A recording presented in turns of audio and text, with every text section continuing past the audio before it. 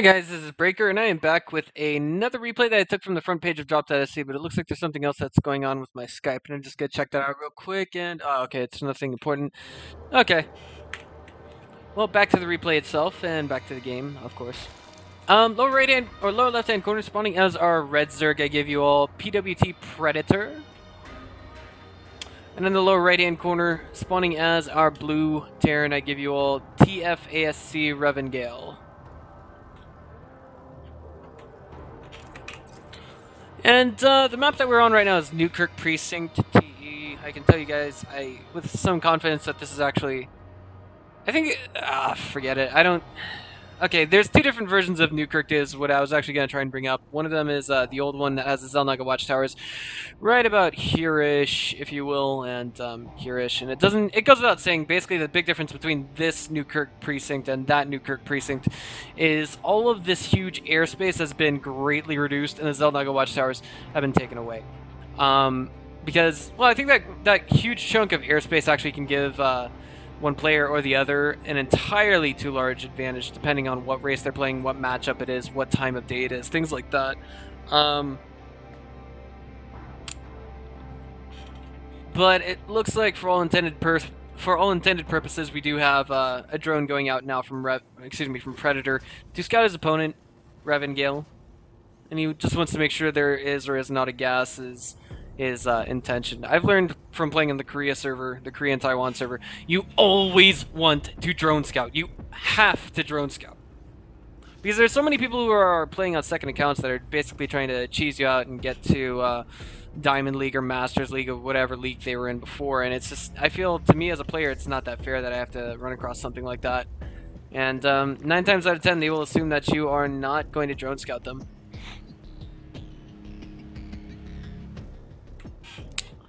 But, you know, I think this is a good practice, a good, what's the word I'm looking for? A good habit to practice on any server. I mean, the Korean Taiwan server, people simply have stronger reflexes, stronger micro, stronger everything. That's why, typically speaking, yes, there is a bit of a myth. If you are, say, Masters on the NA server, you're probably Diamond on the Korea server, unless you're Masters top 8 on North America.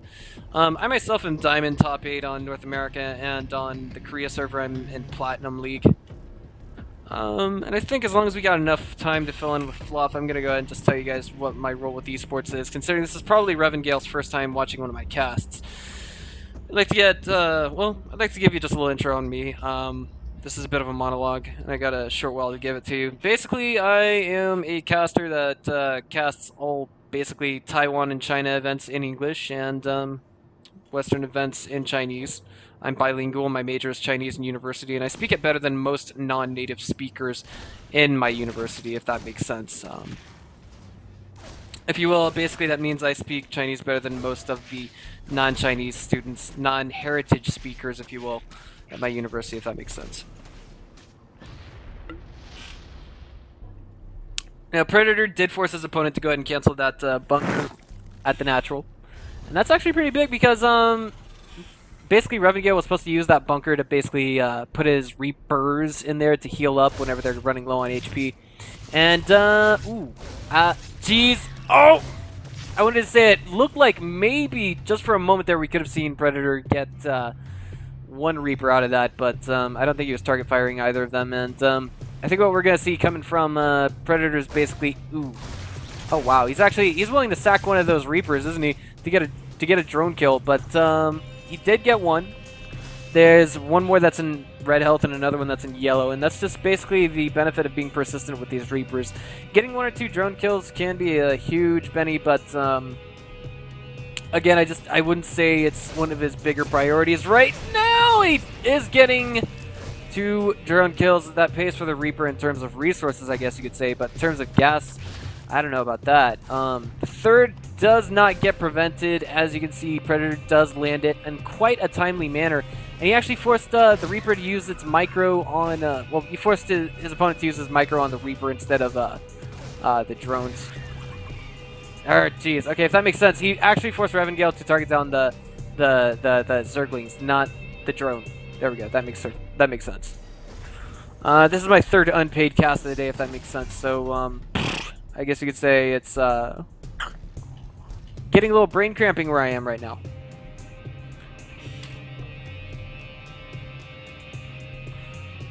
Next semester I'll be going to Korea to study abroad, but I think that's enough fluff time to fill, as we do have a huge wave of lings coming in here from Predator. Oh wow, Predator's got, yeah, that's a good deal of lings there, and it looks like they're going to get a nice little surround on those Hellions maybe in the near future, but once that bunker falls, that's the story being told. Okay, so that Hellion is just going to run straight up out of the natural, and these few lings here are going to kill these SCVs and mules that can't fend for themselves. We do, of course, have them desperately trying to run up that ladder, and the natural is forced to lift off as we have basically what was a 1.5 base income Terran now reduced to basically 1 base income, and he's not able to call down mules from that other orbital command. These wings are going to chase down that one Hellion, and it looks like we're going to have Predator just resume his macro mode, get a huge lead in all of that. I'm a little curious. Does Predator actually see what's going on here? Okay, he does know that there's a third orbital command. He doesn't have a Baneling nest at home, to the best of my knowledge. And even if he did, he had no lings here to really kill that, if you will. To really kill the ramp, break in, end the game, that kind of thing. His income right now, he's got 49 active workers. His opponent has 28 and a single mule. Viking coming out, and now it looks like both players are going to kind of resume macroing up. We do, of course, have Revangale in that basic period of the game where he's going to have to do whatever it takes to get his economy back up ASAP. And we got 18 lings on the way, I think, just for map control for Predator. So I think we got, you know, a little more time to talk fluff. Or at least give him a monologue on fluff. Today I actually integrated a donations button with my stream. That would be twitch.tv/Enders116 or twitch.tv/ESL Taiwan. But Enders116 you only see me using for personal reasons. I was not able to land a Twitch partnership simply due to the fact that, you know, I just don't get the viewership requirements that they need. And basically getting viewership requirements for, you know, Starcraft, you have to be like Miss Psy or whatever that girl's name is that... to the best of my knowledge, I don't mean to offend anyone when I say this, but to the best of my knowledge, she has no real, like, tournament accomplishments, but she's like a master's rank, really, really cute girl from Canada. Viking coming out here, gonna take down that Overlord. No Overlord speed, and even if there was, Vikings could still run them down, fly them down. And it looks like, wow, the Ling's out of position here big time as these Hellions come into the third and raffle stomp a few workers, and that's about it. But the Lings are going to just chase them down. This is not typically the most orthodox way of defending against Hellion run-bys and stuff, but my god. Revangale's being super aggressive with what he's got right now. We're talking, he's got that Viking chasing down these Overlords, and the Queen's got to transfuse that Overlord to save it, but it's not going to, unfortunately. 3 kills to that Viking's name. Looks like the Hellions got chased back home, and we see Revangale forced to go defensive yet again. Alright. You know, I mean, honestly, if we're talking about casting and things to fill in with fluff time, of course we have 10 mutas on the way. What do I talk about in between now and then?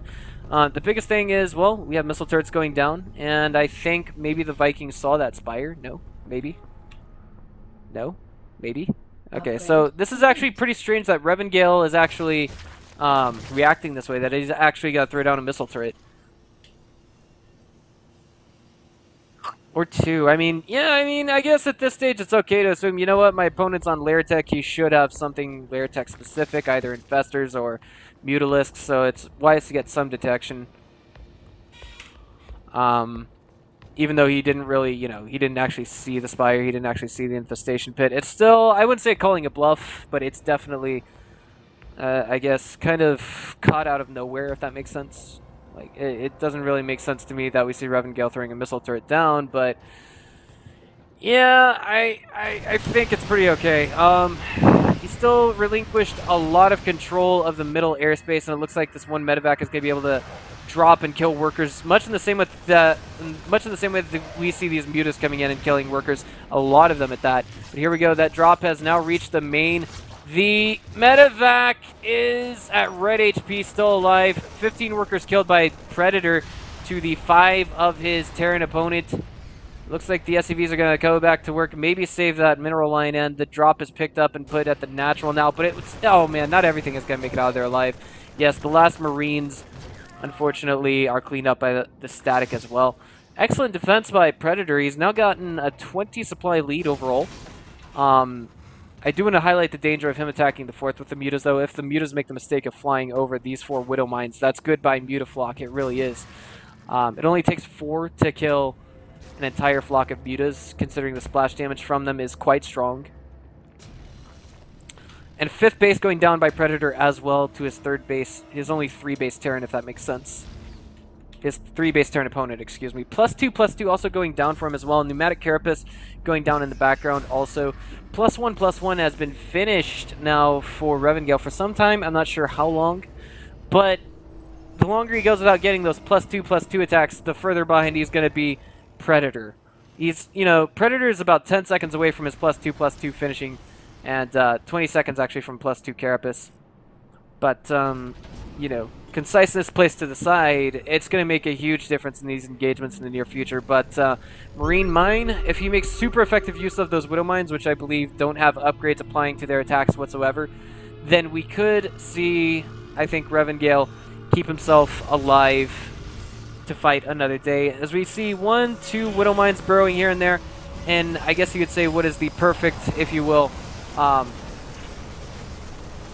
red carpet, if that makes sense. Now, all the Lings are pulling to the north end. They know that there's a huge Marine force over here. The question is, how do they engage this without getting killed? All of those Lings actually, you know, oh man, they actually forced a good chunk of them to be wasted. Speaking of wasted, those Banelings all disappeared except for 1. And the Widow Mines get annihilated with the Mutas still alive, trailing not too far behind. Predator is looking like he'll be able to Raffle Stomp Revangale if Revangale just, I don't know, he's just got to be able to keep himself alive a teeny bit longer. And he's taking this moment to remax on whatever he can. All the Widow Mines here, oh my god. Only one of them actually connects with those mutas. Oh my god, a second one connects with them, but what the hell is this? He's continuing to send his mutas at all these Marines. Not the most wise decision, but sacrifices must be made to attain victory at some points in a game, and I think that might have been one of them. He's trying to keep the reinforcement Congo line of his opponent non-existent, but behind all this, Predator is actually stuck at home with his Lings. Why is he doing that? I don't understand this. He had a huge window of opportunity to make a huge Zergling swing by at the 3rd. Forced to lift on that orbital command, perhaps get whatever was inside that bunker, and maybe even break into the natural, but now that opportunity is gone. He does have an army supply lead, however, and he is also getting his tier 3 tech on the way. But Revangale just now getting that +2/+2 infantry weapons and armor. If we check and see just how long those have to finish, let's see, hold on. Hive is about 50 seconds away. Behind this we have a scale going down, or a scan going down, excuse me, at the 3rd. Bare minimum, we're going to see a, I think, 100 second, no, not 100 second, hold on, jeez, I'm trying to figure out the math here. 30 seconds. Okay, so we're going to see a bare minimum of a 60-second lead on those upgrades from, those 3/3 upgrades from Predator, if you will. And it looks like the 3rd is under an assault while simultaneously the drop is absorbing, the main is absorbing a drop. The Hive looks like it's in a good deal of trouble. And this is actually just making optimal use of your multitasking skills as Terran, really. The drones that are in the main, 3 or 4 of them did just fall, maybe a 5th one. And Predator says, good luck, GLLLL. I'm not sure what that's all about. As there was a huge massacre of Lings at the 3rd. Extractor fell. Excuse me, huge massacre of drones at the 4th. The extractor did fall at the 3rd. That means we got 3 idle workers here. 5th base now finished for Predator. There's nothing here to harass.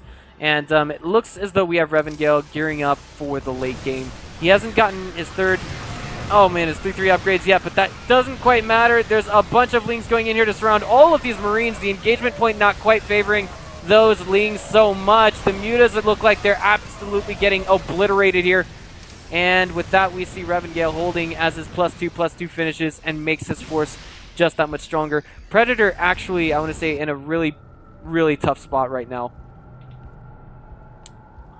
Checking the income of both players right now. He did just see that his opponent's got 3 command centers that were in production last he had checked. His own income is not all that great, even though he's on 5 bases, 5 shiny bases, 2 or 3 of them being shiny and new. And now we have another medevac drop coming into the main, adding to his troubles. An Ultralisk Cavern also on the way at the natural. His +3/+3 just now getting started. And above all that, a huge push going to the natural, if you will. But beyond all of this, I'm wondering why he just stopped all of his unit production. I don't get it. Did he lose his spawning pool earlier in the game? And there is a map hack accusation.